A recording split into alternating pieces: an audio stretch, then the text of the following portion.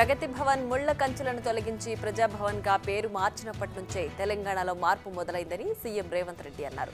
ప్రగతి భవన్ ను ప్రజాభవన్ గా మార్చి ప్రజావాణి వింటున్నామని తెలిపారు. హైదరాబాద్ ను ప్రపంచ పటంలో నిలిపేలా తమ నమూనా ఉందని, మూసీని అద్భుతంగా అభివృద్ధి చేస్తామని, ఈ అంశాలను తాము గవర్నర్ ప్రసంగంలో ప్రవేశపెట్టామన్నారు. రాష్ట్రాన్ని ముందుకు తీసుకెళ్లేందుకు కావాల్సిన సలహాలను ఇచ్చిన అందరి సూచనలను పరిగణలోకి తీసుకుంటామని సీఎం రేవంత్ రెడ్డి తెలిపారు. బీజేపీ వారు చెప్పినా, బీఆర్ఎస్ వారు సూచించినా, ఎంఐఎం వారు సలహా ఇచ్చినా తీసుకుంటామన్నారు. మేము పాలకులం కాదని, మేము సేవకులమని తెలిపారు. బీఆర్ఎస్ లా ఫ్యూడల్ విధానాలను కాంగ్రెస్ అమలు చేయదన్నారు. డ్రగ్స్ మహమ్మారిని నిషేధించేందుకు తాము కంకణబద్దులమై ఉన్నామని సీఎం రేవంత్ రెడ్డి తెలిపారు. డ్రగ్స్ విషయంలో ఎంతటి వారి హస్తం ఉన్నా కానీ వారిని వదిలేదే లేదన్నారు. ఎవరు ఉన్నా కానీ వారిని కటకటాల వెనక్కి పంపుతామన్నారు. రాష్ట్రాన్ని కంచె వేసి కాపాడే బాధ్యత 119 మంది ఎమ్మెల్యేల మీద ఉందన్నారు. ఎంతటి వాళ్లున్నా బొక్కలేస్తామని ప్రకటించారు.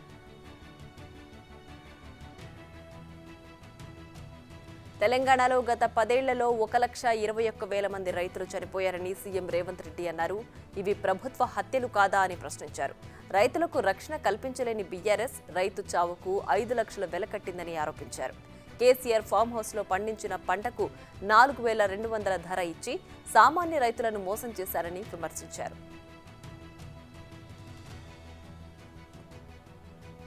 తెలంగాణలో గతంలో అధికారంలో ఉన్న ప్రభుత్వం 10వ తరగతి పరీక్షలు కూడా సక్రమంగా నిర్వహించలేకపోయిందని సీఎం రేవంత్ రెడ్డి ఫైర్ అయ్యారు. ప్రభుత్వం ఎటువంటి చర్యలు చేపట్టలేదని ఆరోపించారు. బాధ్యులైన వారి మీద చర్యలు ఎందుకు తీసుకోలేదని ప్రశ్నించారు. 10 పరీక్షలు నిర్వహించలేని వాళ్లు, ప్రభుత్వ నియామకాలు చేపట్టలేకపోయిన వాళ్లు తెలంగాణ సమాజం ముందు తలదించుకోవాలని అన్నారు. మేము ఎత్తిపోయడం మొదలు పెడితే మీరు తట్టుకోలేరని సీఎం రేవంత్ రెడ్డి బీఆర్ఎస్ నేతలను అన్నారు. 6 గ్యారంటీల నుంచి ఎవరు తప్పించుకోలేరని, ప్రతిరోజు బీఆర్ఎస్ నాయకులతో వల్లి వేయించే బాధ్యత తనదని తెలిపారు. కాంగ్రెస్ మేనిఫెస్టోనే గవర్నర్ ప్రసంగంలో పెట్టామని సీఎం రేవంత్ రెడ్డి తెలిపారు. 7వ గ్యారంటీగా ప్రజాస్వామ్య పాలన అందిస్తామన్నారు. ప్రతిపక్షాలు తమ బాధ్యతను నిర్వర్తిస్తూ అందించే నిర్మాణాత్మక సూచనలు స్వీకరిస్తామని డిప్యూటీ సీఎం భట్టి విక్రమార్క తెలిపారు. సభలో తొలి చర్చ జరుగుతున్నప్పుడు ప్రతిపక్షాలు దాడికి దిగినట్లు మాట్లాడడం సబబు కాదని, ఇలా చేస్తే ప్రజాస్వామ్య స్ఫూర్తి దెబ్బతింటుందన్నారు. గవర్నర్ ప్రసంగంపై ధన్యవాదాలు మాత్రమే తెలపాలని సూచించారు. ప్రజల తీర్పుతోనైనా బీఆర్ఎస్ రిలీజ్ కావాలని మంత్రి శ్రీధర్ బాబు అన్నారు. శాసనసభలో ఎమ్మెల్యే హరీష్ రావు వ్యాఖ్యలకు శ్రీధర్ బాబు స్పందిస్తూ, ఆనాడు మీరు ఎన్ని సీట్లలో నిలబడ్డారు, ఎన్ని గెలిచారని ప్రశ్నించారు. బీఆర్ఎస్ వల్ల తాము గెలిచామనడం హాస్యాస్పదమని తెలిపారు. ఇందిరమ్మ రాజ్యంలో ఇళ్లు, భూములు వచ్చాయన్నారు. తాను ఎంపీగా ఉన్న సమయంలో పార్లమెంట్లో తెలంగాణ కోసం ఉద్యమించామని శాసనసభలో ఎమ్మెల్యే గడ్డం వివేక్ తెలిపారు. నాడు నిరసనలు తెలియజేస్తున్న రోజుల్లో సోనియా గాంధీ ఏనాడు అడ్డు చెప్పలేదని, పైగా తమకు ప్రోత్సాహం అందించారని అన్నారు. చివరకు తెలంగాణను సోనియా గాంధీ ప్రకటించిన తర్వాత గత 10 ఏళ్లలో నీళ్లు, నిధులు, నియామకాల్లో రాష్ట్రం ఎంతో నష్టపోయిందన్నారు.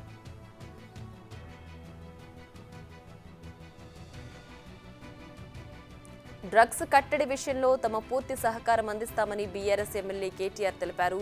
తామే టీఎస్ న్యాబ్ సంస్థ ఏర్పాటు చేశామని తెలిపారు. దానికి ఎంతో ఎఫిషియెంట్ అధికారిని నియమించామని తెలిపారు. తమపై ఇలా నిందలు వేయడం ఏంటని అన్నారు.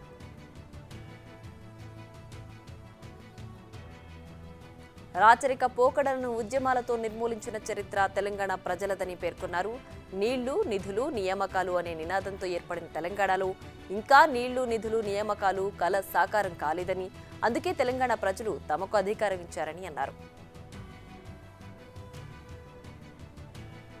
మేడిగడ్డ అన్నారంపై సిట్టింగ్ జడ్జితో విచారణ చేపిస్తామని సీఎం రేవంత్ రెడ్డి తెలిపారు. ఎందుకు కుంగిపోయిందో, ఎందుకు పనికి రాకుండా పోయిందో తెలుసుకుంటామన్నారు. విచారణలో అన్ని విషయాలు బయటకొస్తాయని ఆయన తెలిపారు. అసెంబ్లీ సమావేశాలు ముగిశాక సభ్యులందరినీ మేడిగడ్డకు తీసుకెళ్తామని తెలిపారు. ఇందులో ఉన్న అధికారుల పాత్ర కూడా బయటపడుతుందన్నారు. గత పాలకులు తెలంగాణ రైతుల ఆదాయాన్ని పెంచామని, వ్యవసాయాన్ని దండగ నుంచి పండగగా మార్చామని చెబుతున్నారని, కానీ అదంతా అబద్ధమని సీఎం రేవంత్ రెడ్డి అన్నారు. రైతుల తలసరి ఆదాయంలో తెలంగాణ 25వ స్థానంలో ఉందన్నారు. తలసరి విద్యుత్ వినియోగంలోనూ మొదటి స్థానంలో ఉన్నామని చెప్పారని, కానీ తెలంగాణ 10వ స్థానంలో ఉందన్నారు. గత పాలకులంతా అబద్ధాలతో ప్రజలను మభ్యపెట్టారన్నారు. తెలంగాణలో పౌర సరఫరాల వ్యవస్థను పూర్తిగా ప్రక్షాళన చేస్తామని మంత్రి ఉత్తమ్ కుమార్ రెడ్డి అన్నారు. గత ప్రభుత్వం నిర్మాకం వల్లే పౌర సరఫరాల శాఖ 56,000 కోట్ల అప్పుల్లో ఉందని తెలిపారు. అంతేకాదు ప్రస్తుతం పౌర సరఫరాల శాఖ 11,000 కోట్ల అప్పుల్లో నడుస్తోందని చెప్పారు. దీనిని పునరుద్ధరించి లాభాల్లోకి తీసుకురావాల్సిన అవసరం ఉందన్నారు. సీఎం రేవంత్ రెడ్డిపై బీఆర్ఎస్ ఎమ్మెల్యే హరీష్ రావు విమర్శలు చేశారు. రాష్ట్ర ప్రజలకు ముఖ్యమంత్రి అబద్ధాలు చెప్పే ప్రయత్నం చేశారు. ఎన్నికల్లో అబద్ధాలు చెప్పినట్లే సభలోనూ చెప్పారు. సభ ద్వారా రాష్ట్ర ప్రజలను తప్పుదారి పట్టించేందుకు ప్రయత్నించారు. పూర్తి ప్రజాస్వామ్యంగా ఉంటామన్న కాంగ్రెస్ నేతలు సభ మొదటి రోజే ప్రతిపక్షాల గొంతు నొక్కాలని చూశారని అన్నారు. తెలంగాణ విద్యుత్ రంగానికి 1.37 లక్షల కోట్ల ఆస్తులున్నాయని అసెంబ్లీలో బీఆర్ఎస్ ఎమ్మెల్యే కేటీఆర్ తెలిపారు. అధికార పక్ష నేతలు విద్యుత్ రంగం అప్పులే చెప్తున్నారని, ఆస్తుల గురించి చెప్పడం లేదన్నారు. బీఆర్ఎస్ హయాంలో ట్రాన్స్కో ఆస్తులు 24,470 కోట్లు, జెన్కోకు 53,963 కోట్లు సృష్టించామని తెలిపారు. యాదాద్రి పవర్ ప్లాంట్ను పూర్తి చేయాలని ప్రభుత్వాన్ని కోరుతున్నామన్నారు. విద్యుత్ వినియోగంలో రాష్ట్రం నెంబర్ 1 అని వెల్లడించారు. క్రిస్మస్ వేడుకలను ఘనంగా నిర్వహించేందుకు అన్ని ఏర్పాట్లు చేయాలని రాష్ట్ర ఉప ముఖ్యమంత్రి భట్టి విక్రమార్క అధికారులను ఆదేశించారు. ప్రజల సంపద ప్రజలకు పంచడంలో భాగంగా పేద కుటుంబాలకు క్రిస్మస్ సందర్భంగా గిఫ్ట్ ప్యాక్ల పంపిణీ విందును ఏర్పాటు చేస్తున్నట్లు తెలిపారు.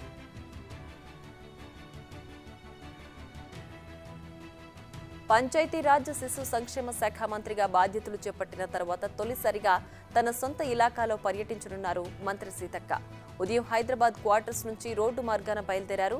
9:15 ములుగు మండలంలోని మహమ్మద్ గౌస్పల్లికి చేరుకుంటారు.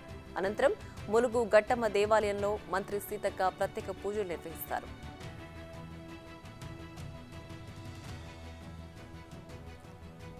వందల ఎకరాలు ఉన్న వ్యక్తులకు రైతు బంధు వద్దని ఇదివరకే చెప్పారని, ఇప్పుడు చెబుతున్నానని ఎమ్మెల్సీ గోరెడ్డి వెంకన్న అన్నారు. 10 ఎకరాలకు మించి భూమి ఉన్న రైతులకు రైతు బంధు ఇవ్వద్దని తెలిపారు. చరిత్రలో నిలిచిపోయే వ్యక్తులు నెహ్రూ, కేసీఆర్, సోనియా గాంధీ అని ప్రశంసించారు. పేదలకు నీళ్లు, రైతు బంధు ఇచ్చిన ప్రభుత్వం కేసీఆర్దేనని కొనియాడారు.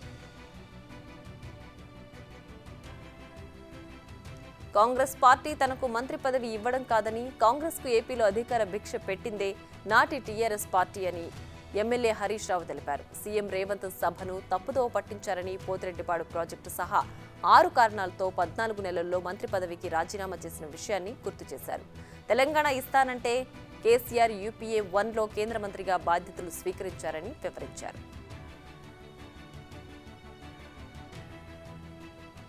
విజయనగరం జిల్లాలో భోగాపురం విమానాశ్రయానికి మే 3న సీఎం జగన్ శంకుస్థాపన చేశారని మంత్రి గుడివాడ అమర్నాథ్ తెలిపారు.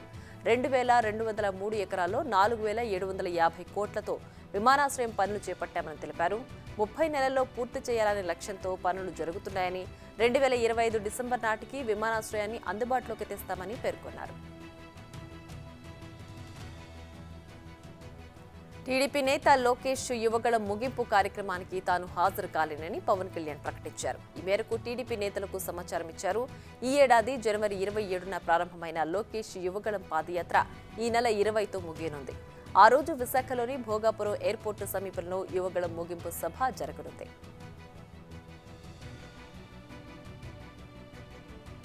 కాకినాడ జిల్లాలో 3 వైసీపీ ఎమ్మెల్యేలకు భారీ షాక్ తగిలింది. Prathipadu MLA Purnachandra Prasad, Jaggampeta MLA Chantibabu, Pithapuram MLA దొరబాబుకు రాబోయే ఎన్నికల్లో సీట్ ఇచ్చేది లేదని వైసీపీ అధిష్టానం నిర్ణయించుకున్నట్లు సమాచారం. వీరి స్థానాల్లో ఎవరికి టికెట్ ఇస్తుంది చెప్పి మరీ సహకరించాలని హుకుం జారీ చేసినట్లు తెలుస్తోంది. దీంతో వీరంతా సీఎం జగన్ను కలవనున్నట్లు తెలుస్తోంది. టీడీపీ అధినేత చంద్రబాబు ఆయనకు సపోర్ట్ చేస్తున్నాయని పలు మీడియా సంస్థలపై డిప్యూటీ సీఎం నారాయణస్వామి విమర్శలు గుప్పించారు. పదవి కోసం చంద్రబాబు ఎవరి కాళ్లు పట్టుకోవడానికైనా సిద్ధంగా ఉంటాడని ఎద్దేవా చేశారు. చంద్రబాబు కోవట్లు అంటూ పవన్ కళ్యాణ్, పురంధేశ్వరిని విమర్శించారు. పేదలకు అధునాతన విద్య అందించడంలో చంద్రబాబుకు, ఆయన అనుబంధ మీడియాకు ఇష్టం లేదంటూ ఆగ్రహం వ్యక్తం చేశారు. జనసేన నేత నాగబాబు కుటుంబం ఏపీలో దరఖాస్తు చేసుకుంది. దీనిపై వైసీపీ విమర్శలు చేస్తున్నారు. తెలంగాణ ఎన్నికల్లో ఓటు వేసి ఏపీ ఎన్నిక కోసం దరఖాస్తు చేసుకోవడం ఏంటని ప్రశ్నిస్తున్నారు. ఒక ఓటు ఉండగానే ఇంకో ఓటు కోసం దరఖాస్తు చేసుకోవడం విమర్శలు గుప్పిస్తున్నారు.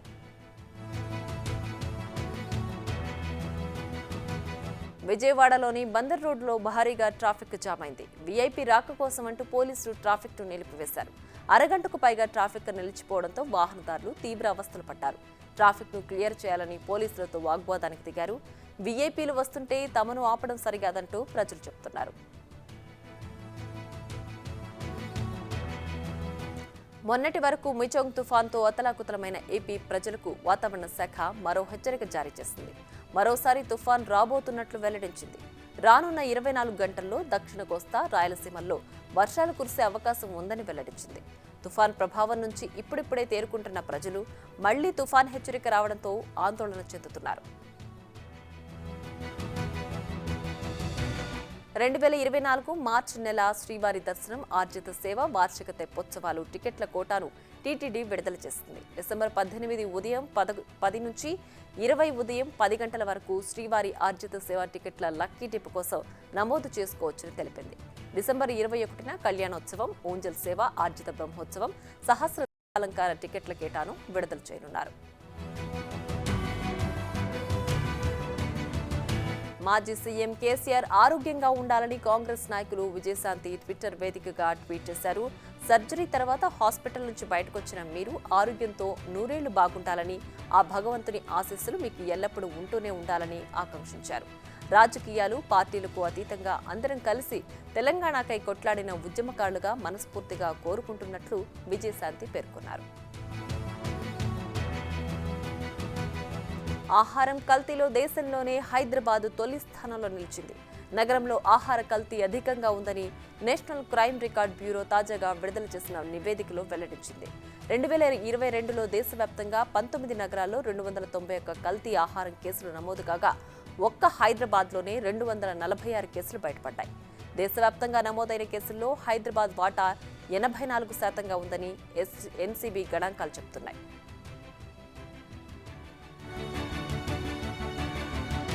కేంద్ర ప్రభుత్వం చేరువ చేయాలనే లక్ష్యంతో వికసిత్ భారత్ సంకల్ప యాత్రను ప్రధాని మోడీ అన్నారు.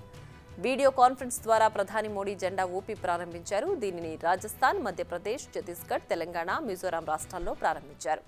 ఆశ ముగిసిన చోట మోదీ గ్యారంటీ ప్రారంభమవుతుందని చెప్పుకొచ్చారు.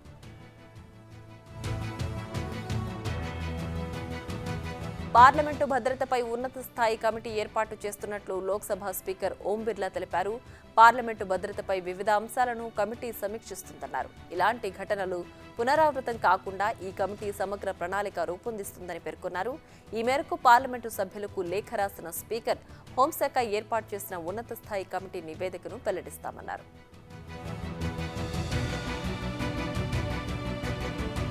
కాంగ్రెస్ ఎంపీ, ఆ పార్టీ అగ్రనేత రాహుల్ గాంధీకి మరోసారి న్యాయస్థానం సమన్లు జారీ చేసింది. బీజేపీ అగ్రనేత, కేంద్ర హోంమంత్రి అమిత్ షాపై చేసిన వ్యాఖ్యలకు గాను రాహుల్ గాంధీపై కేసు నమోదైంది. దీనిపై విచారణ జరిపిన కోర్టు సమన్లు జారీ చేసింది. జనవరి 6వ తేదీన తమ ఎదుట హాజరు కావాలని సమన్లలో రాహుల్ని కోరింది. రాజీవ్ ఆరోగ్యశ్రీకి సంబంధించిన సీఎం రేవంత్ రెడ్డి తెలిపారు. ఆరోగ్యశ్రీ సాయాన్ని 10 లక్షలకు పెంచామని తెలిపారు. ఎవరైనా సరే అనుమతి ఉన్నా ఆసుపత్రిలో వైద్యం అందించకపోతే మా దృష్టికి తీసుకురావాలని సీఎం తెలిపారు. అటువంటి అధికారులపై కఠిన చర్యలు తీసుకుంటామని అన్నారు.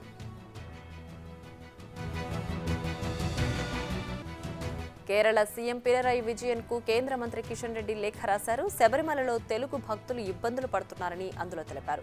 అయ్యప్ప భక్తులకు అవసరమైన సౌకర్యాలు కల్పించాలని, కేంద్ర ప్రభుత్వం తరపున అవసరమైన సహాయం చేస్తామని తెలిపారు. ఇటీవల తొక్కిసలాటలో బాలిక చనిపోవడం బాధాకరమని పేర్కొన్నారు.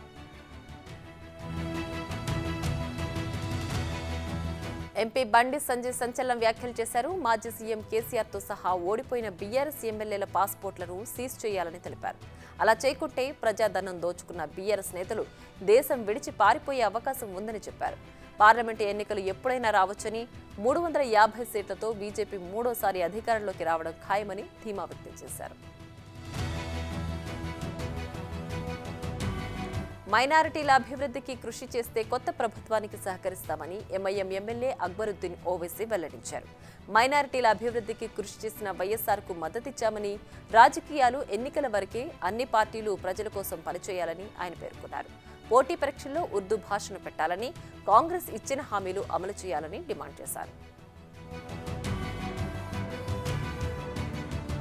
అసెంబ్లీలో గవర్నర్ స్పీచ్ కు ధన్యవాదాలు తెలిపే తీర్మానంపై చర్చ సందర్భంగా సిపిఐ ఎమ్మెల్యే కూనంనేని సాంబశివరావు చేసిన వ్యాఖ్యలపై బీఆర్ఎస్ ఎమ్మెల్యేలు అభ్యంతరం తెలిపారు. తాము ఇంటికో ఉద్యోగం ఇస్తామని చెప్పినట్లు నిరూపించాలని మాజీ మంత్రి సిద్దిపేట ఎమ్మెల్యే హరీష్ రావు ఛాలెంజ్ విసిరారు. గవర్నర్ స్పీచ్ పై కూనంనేని మాట్లాడితే బాగుంటుందని సూచించారు.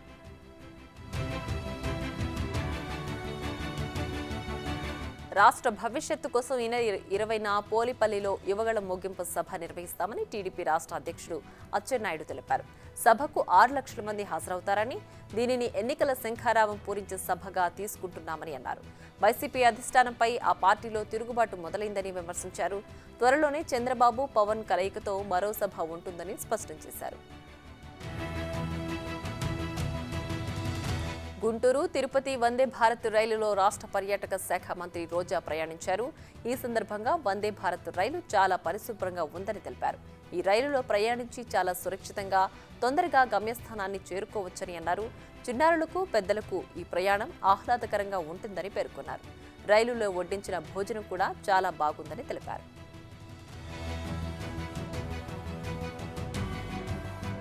స్వనిధి పథకంతో 50 లక్షల మందికి పైగా లబ్ధి పొందారని ప్రధానమంత్రి నరేంద్ర మోడీ తెలిపారు.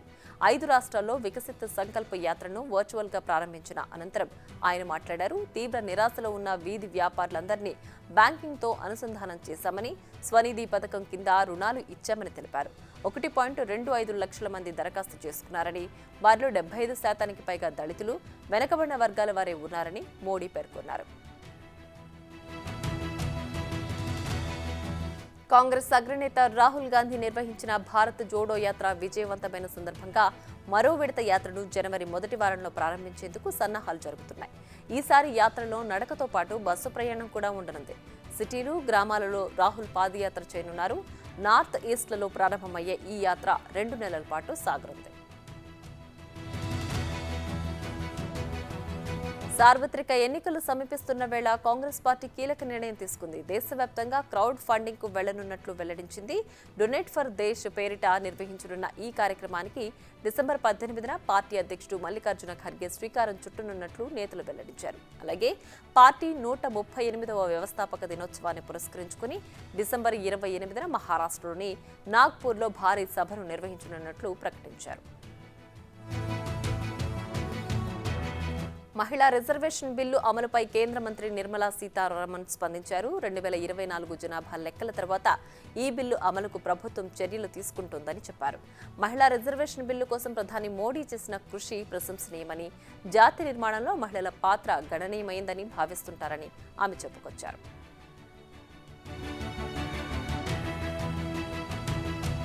అయోధ్య రామ మందిరం జనవరి 22న ప్రారంభం కాబోతోంది. ఆ రోజున శ్రీరాముడి విగ్రహ ప్రతిష్ఠా ఉత్సవం అంగరంగ వైభవంగా జరగనుంది. ఈ నేపథ్యంలో అయోధ్య రామ మందిర్ ట్రస్ట్ కీలక ప్రకటన చేసింది. ఆ రోజున అయోధ్యకు ప్రధాని మోడీ సహా ప్రముఖులు, ప్రత్యేక అతిథులు పెద్ద సంఖ్యలో తరలి రానుందన్న రామ భక్తులంతా తమ తమ స్థలాల్లోని ఆలయాల్లోనే పూజలు నిర్వహించాలని సూచించారు. కరోనా మహమ్మారి మరోసారి భయపెడుతోంది. సింగపూర్లో కోవిడ్ కేసులు 56,000 మార్కును దాటాయి. వారంలోనే కేసులు 75% పెరిగాయి. మహమ్మారి మరోసారి విజృంభిస్తున్నందున నేపథ్యంలో డిసెంబర్ 19 నుంచి రోజువారీ కోవిడ్ అప్డేట్స్ను విడుదల చేయాలని సింగపూర్ ఆరోగ్య మంత్రిత్వ శాఖ నిర్ణయించింది. రద్దీగా ఉండే ప్రాంతాల్లో మాస్కులు ధరించాలని సింగపూర్ ప్రభుత్వం ప్రజలకు సూచించింది. టెక్నాలజీ వినియోగం పెరుగుతున్న కొద్దీ దాని దుర్వినియోగం, సైబర్ మోసాలు సైతం అదే స్థాయిలో పెరుగుతూ వస్తున్నాయి. దీన్ని కట్టడి చేసేందుకు ప్రభుత్వం ఎప్పటికప్పుడు చర్యలు తీసుకుంటోంది. ఈ నేపథ్యంలో దేశవ్యాప్తంగా 55.5 లక్షల ఫేక్ మొబైల్ కనెక్షన్లను కేంద్ర ప్రభుత్వం గుర్తించి తొలగించింది. ఇందుకోసం ప్రత్యేక వ్యవస్థను అభివృద్ధి చేసినట్లు పేర్కొంది. అలాగే ఏఐ సాయంతో 36% SMS ఆధారిత సైబర్ మోసాలను కట్టడి చేశామంది.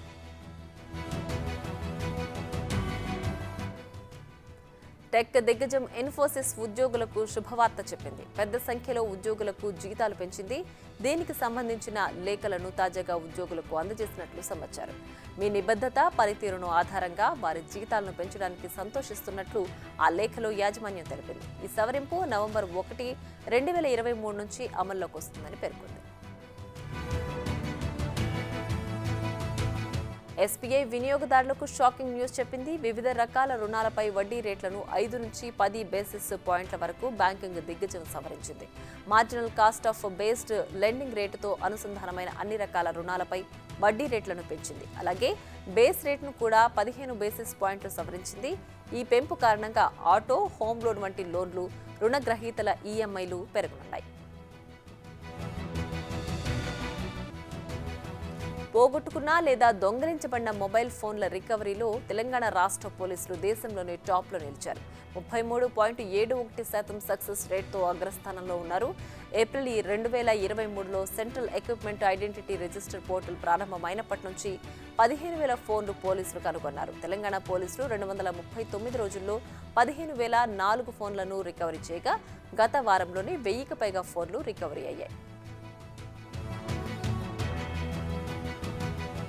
2 దశాబ్దాలుగా రష్యాపై ఏకఛత్రాధిపత్యం వహిస్తున్న అధ్యక్షుడు వ్లాదిమిర్ పుతిన్ 5వ అధ్యక్ష ఎన్నికలలో పోటీకి సిద్ధమయ్యారు. అయితే ఇంతకు ముందులా కాకుండా ఈసారి ఆయన స్వతంత్ర అభ్యర్థిగా బరిలోకి దిగాలని నిర్ణయించుకున్నట్లు తెలుస్తోంది.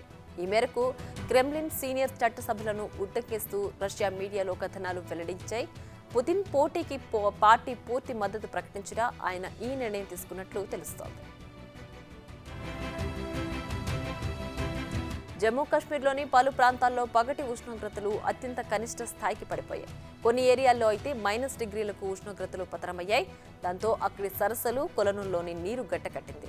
దాల్ సరస్సులో కూడా లోపలి వైపు ఉన్న నీరు గడ్డకట్టుకుపోయింది. శుక్రవారం రాత్రి శ్రీనగర్లో -5.4 డిగ్రీ సెల్సియస్ కనిష్ట ఉష్ణోగ్రతలు నమోదయ్యాయని అధికారులు తెలిపారు.